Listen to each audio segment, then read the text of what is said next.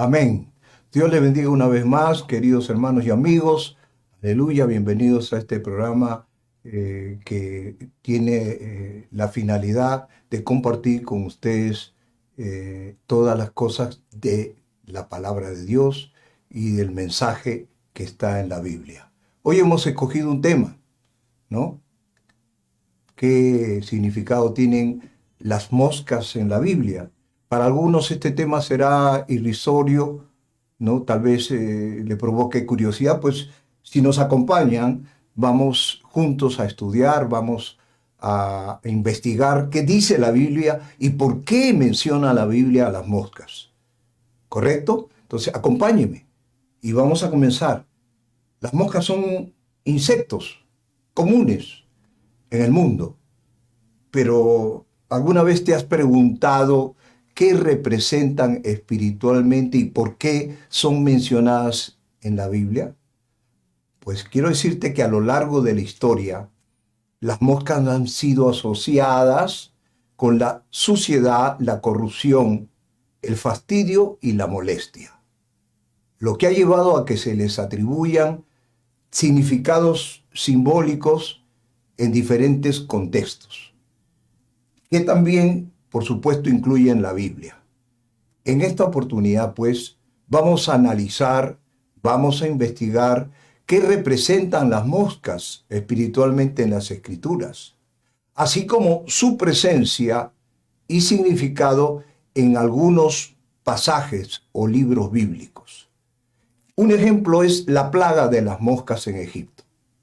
El relato de la plaga de las moscas es descrita en el libro de Éxodo capítulo 8, verso 20 al 32, y muestra cómo estas criaturas llenaron las casas y los templos de los egipcios, causando gran molestia y aflicción. Esta plaga fue un castigo divino por la negativa del faraón a liberar al pueblo de Israel. Y fue un ejemplo del poder de Dios sobre la creación. La presencia de moscas en este contexto simboliza la opresión y el castigo divino.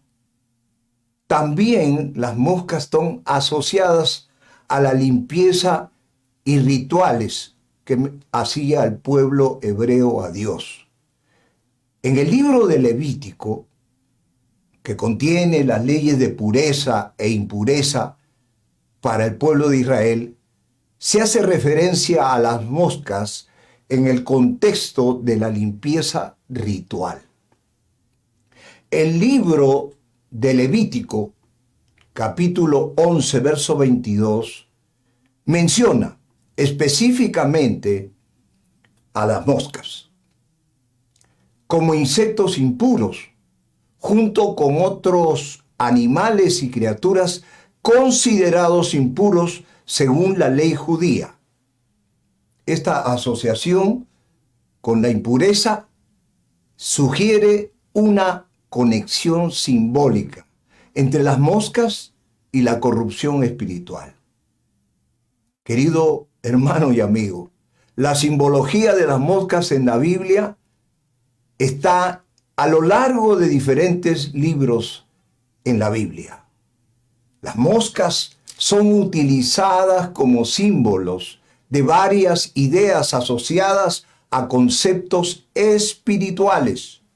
Algunas de las interpretaciones simbólicas más comunes son la corrupción y la decadencia. La presencia de moscas en la Biblia suele estar asociada con la corrupción y la decadencia. En el libro de Eclesiastés, capítulo 10, verso 1, por ejemplo, se menciona que las moscas muertas hacen heder el perfume del perfumista. Así, una pequeña necedad, dice este verso, al que es estimado como sabio y honorable, lo que se interpreta como una metáfora de cómo la necedad y el pecado pueden corromper la sabiduría y la bondad. Este pasaje también ilustra la conexión simbólica entre las moscas y la corrupción espiritual. Pero también las moscas tienen que ver con las tentaciones y las distracciones.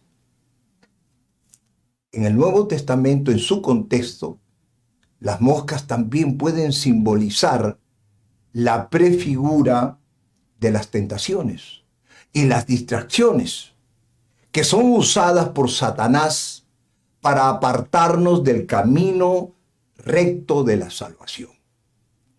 Nuevamente, tomemos el libro de Eclesiastés y aquí, en el capítulo 10, verso 1, Salomón, el escritor, compara a las moscas a un pequeño desvío que puede causar estragos y también lo que puede interpretarse como una advertencia a cuidarnos de las tentaciones mundanas que pueden desviar nuestra atención de lo que es verdaderamente importante. Pero también, como lo hemos repetido, las moscas están asociadas al castigo divino.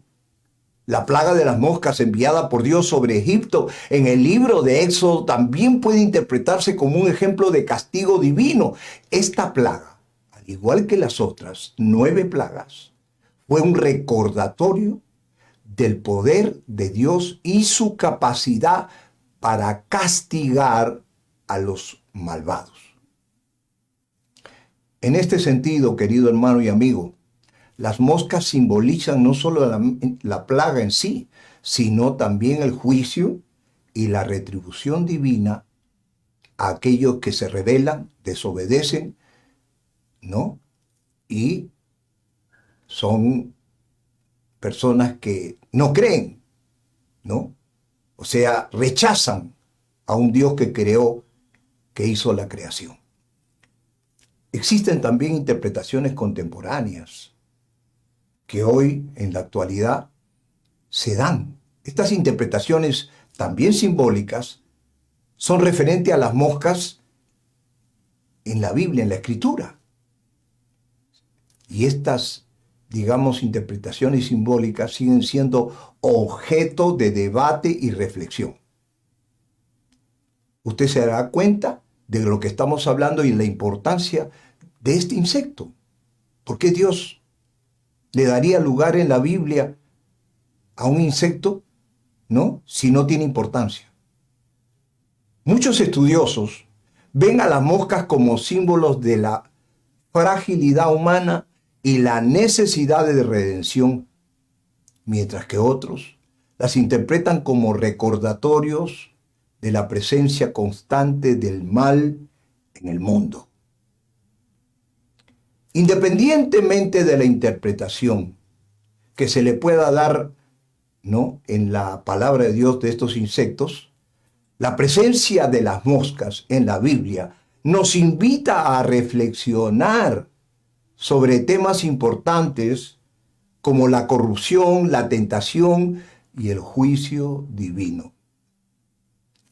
Ahora, preguntémonos, hagamos una pregunta, preguntémonos nosotros mismos, ¿quién era Beelzebú? Beelzebú, mencionado en la Biblia, es la forma griega del nombre de Baal-Zebú, un dios filisteo pagano adorado en la antigua ciudad filistea de Ecrón durante los tiempos del Antiguo Testamento. Es un término que significa el señor de las moscas. Y lo menciona el libro de Segunda de Reyes, capítulo 1, verso 2. Ahora, en la historia arqueológica, en los estudios, en las excavaciones arqueológicas, en antiguos sitios filisteos, han descubierto imágenes doradas de las moscas. Después de la época de los filisteos, los judíos cambiaron el nombre de Beelzebul, tal como se utiliza en el Nuevo Testamento griego, que significa Señor del estiércol. Este nombre hace referencia al dios de la mosca que era adorado para obtener la liberación de las heridas de este insecto. También algunos eruditos bíblicos, estudiosos bíblicos, creen que Belcebú también era conocido como el dios de la inmundicia, que más tarde llegó a ser un nombre de amargo desprecio en la boca de los fariseos. Como resultado, pues, Belcebú era una deidad especialmente despreciable y los judíos usaron su nombre como una frase descriptiva para referirse a Satanás. La palabra tiene dos partes: Baal, que era el nombre de los dioses cananeos de la fertilidad en el Antiguo Testamento, y Zebul, que significaba o significa grandiosa morada. Colocando las dos partes juntas, formaron un nombre para Satanás, el príncipe de los demonios. Los fariseos usaron este término por primera vez cuando trataron de describir en una forma errónea, carnal e ignorante de la labor que Jesús hacía, confundiéndola con la labor de Beelzebú. Esto lo refiere el apóstol Mateo en el capítulo 10, verso 24 al 25. Pero anteriormente, en el Nuevo Testamento también, habían acusado a Jesús de echar fuera demonios por el príncipe de los demonios. Mateo 9:34, haciendo referencia a Belcebú, también en Marcos capítulo 3, verso 22, y Mateo capítulo 12, verso 24. Ahora bien, Mateo también menciona en el capítulo 12, verso 22, cuando Jesús sana a un hombre endemoniado que era ciego y mudo, y como resultado toda la gente atónita, perpleja, decía: ¿será este aquel hijo de David? Se preguntaban ellos. Mas los fariseos, al oírlo, decían: este no echa fuera a los demonios, sino por Beelzebú, príncipe de los demonios. Mateo 12, versos 23 y 24. Entonces es notable ver que los fariseos reaccionaron a este increíble milagro de Jesús de manera opuesta, a diferencia de cómo reaccionó la multitud, que se dio cuenta de que Jesús venía de parte de Dios. De hecho, fue una confesión por parte de los fariseos que Jesús obraba milagros o hacía obras más allá del alcance de cualquier poder humano, sin tener la ayuda de nadie, aunque ellos atribuyeron a este poder a Beelzebú y no a Dios. En realidad, deberían de haberlo pensado bien. El diablo no puede hacer obras de pura bondad. Sin embargo, absorbidos en su propio orgullo, estos fariseos hipócritas sabían que si las enseñanzas de Jesús prevalecían entre la gente, la influencia de ellos, los religiosos, fariseos, sobre el pueblo estaría llegando al final. Por lo tanto, ellos no negaron el milagro, sino que lo atribuyeron a un poder infernal, a Beelzebú, el príncipe de los demonios. La gran pregunta es esta: ¿qué importancia tiene esto para nosotros como cristianos? En Mateo capítulo 10, Jesús nos ofrece la esencia misma de lo que significa ser su discípulo. Aquí aprendemos que Él está a punto de enviar a sus apóstoles al mundo para predicar el Evangelio. Mateo capítulo 10, verso 7. Les da instrucciones específicas sobre qué hacer y qué no deben hacer. Él les advierte: y guardaos de los hombres, porque os entregarán a los concilios y en sus sinagogas os azotarán, y seréis aborrecidos de todos por causa de mi nombre. Mateo 10, verso 17 al 22.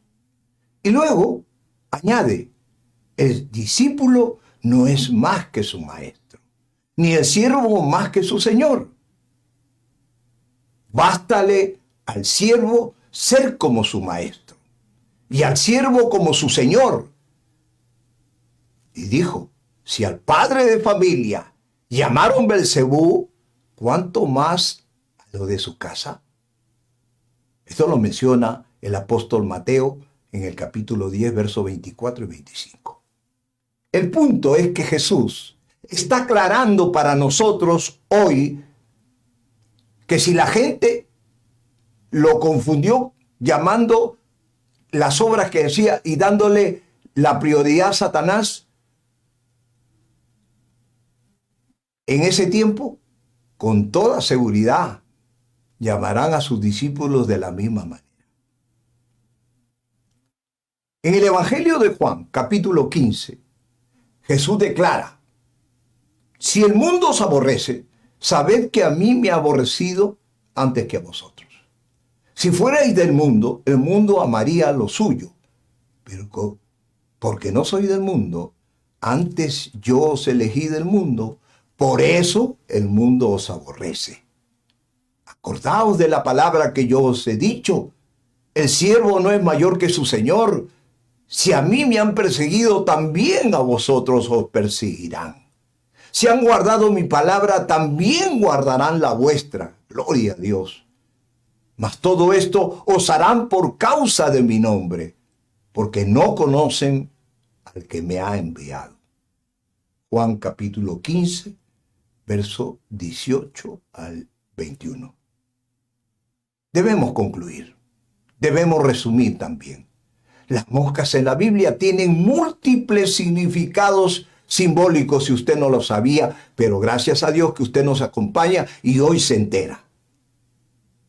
Los significados simbólicos van desde la corrupción a la decadencia, hasta las tentaciones y el castigo divino. A lo largo de los pasajes bíblicos que hemos mencionado, las moscas son utilizadas como metáforas poderosas que nos invitan a reflexionar sobre la naturaleza del mal, la importancia de la pureza espiritual y la omnipotencia de Dios, independientemente de cómo se interpreten las moscas en un contexto espiritual o su presencia en la Biblia, nos debe animar a examinar más de cerca nuestras propias vidas y a buscar un entendimiento de los mensajes espirituales que hoy nos transmiten. Por último, para terminar ya, deseo compartir esta historia. Es una historia antigua que se refiere al Salmo 23, verso 5, donde David menciona lo siguiente en el verso 5.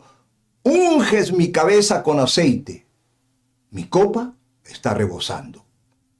Para poder entender esto, es importante el consejo de estudiar la vida de las ovejas, que en algunos lugares donde vivían, habían enjambres de moscas que molestaban los rebaños, y estos mosquitos atacaban la cabeza de las ovejas entrando por la nariz y los oídos, alimentándose del cerebro de las ovejas, causándoles un dolor de cabeza horrible.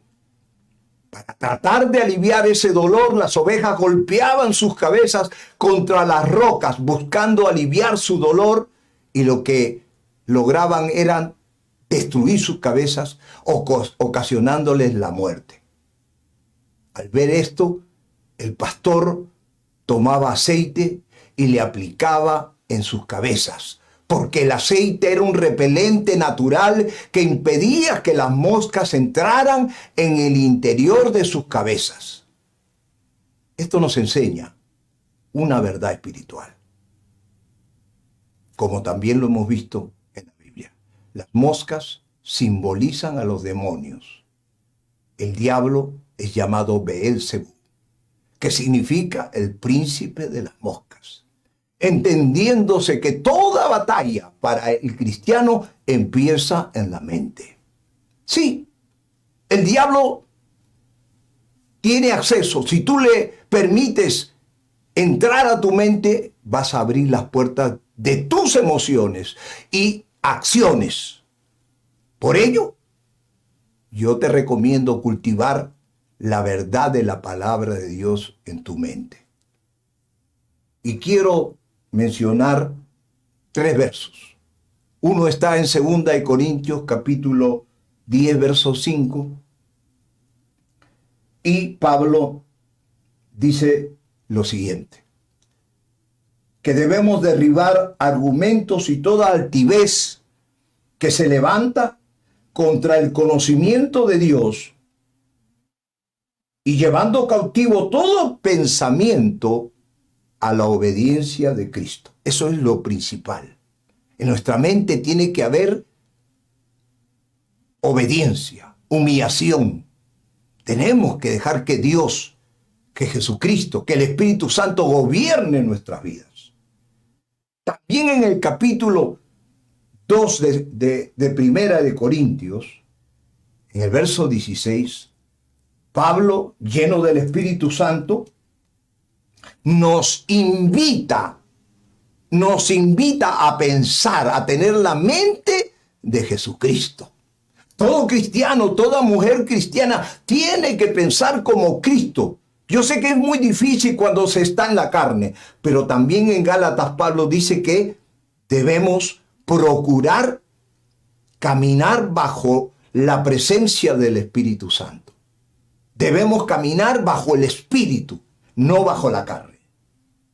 Y por último, Romanos capítulo 12, el apóstol Pablo aconseja, verso 16, que debemos considerar ser transformados, escuche esto, mediante la renovación de nuestra mente. O sea, la mente tiene que ser renovada todos los días, todas las semanas, todos los meses. Debemos procurar renovar nuestra mente. ¿Y cómo se hace eso, pastor? Leyendo la palabra, orando, ayunando, humillándonos delante de Dios. Cuidado, cuidado, porque muchos cristianos piensan que una vez que la vida nuestra es transformada, también nuestra mente es transformada. Y esto no es así. La mente va a ser transformada por el poder de Dios a través de la acción del Espíritu Santo sobre la palabra, sobre, aleluya, la obediencia. Si tú te rindes a la palabra, si tú caminas obedeciendo a Dios, el diablo no podrá tomar tu mente. Y aunque mande a los demonios, en este caso las moscas, no podrán entrar en tu mente. Será como el aceite de la unción. No podrán. Ese aceite, que es la palabra de Dios, repelerá un pensamiento que pueda traernos decadencia espiritual, pecado, maldad. Amén. Te dejo estos pensamientos y este compartir que hemos querido darte en esta noche. Que Dios te bendiga y que Dios te guarde. Será hasta otra oportunidad en la que Dios nos permita estar nuevamente con ustedes. Bendiciones. Amén.